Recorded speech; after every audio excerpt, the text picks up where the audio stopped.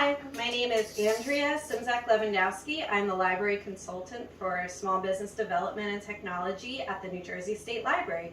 And joining me today is my assistant, Penny. And today we are going to make bird feeders for the birds, or let's be honest, squirrels in your backyard. So the pieces that you need to do this craft are yarn or string, pine cones, which you can probably find outside, maybe when you're out on a nature walk or something. You want to avoid pine cones that may have been treated with something, like pine cones from a wreath, say, that you bought at the store. Peanut butter. Birds and squirrels are not picky about their peanut butter, but you want to avoid things with sugar. And bird seed. This is wild bird seed that I found at the grocery store. Okay, so the first step is you want to tie your string to a part of the pine cone. You want to do this first because... I'm 3 years old! Right, she was 3. You want to do this first because once the pine cone has peanut butter and bird seed on it, you probably don't want to be tying things on. Next, we're going to put the peanut butter onto the pine cone. And we're going to use spoons for this.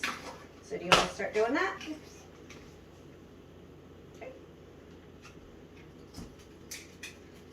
And since this is what is going to make the bird seed stick, you want to put enough on that you'll be able to get the bird seed all over. It's okay if it breaks. It will just... It's on your finger. There you go. There we go. And this is a great craft to do with kids because it only has a few pieces. It's pretty simple.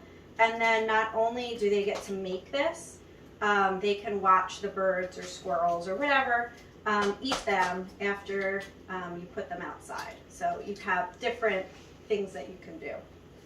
All right. And if we were going to put a spoon outside, this would be great. This is what you want your pine cone to look like at the end. So can you put, don't put it in your mouth.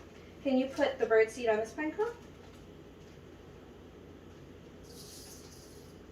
There we go. So the bird seed is going to stick everywhere that we have the peanut butter. Mom, could you please wash my hands? Oh, of course. Yeah, you want to probably have wipes nearby. Okay, bye, Penny. And this is the finished product. And this can go right outside on a tree or a pole or something, and then you can watch wildlife eat it or carry it away.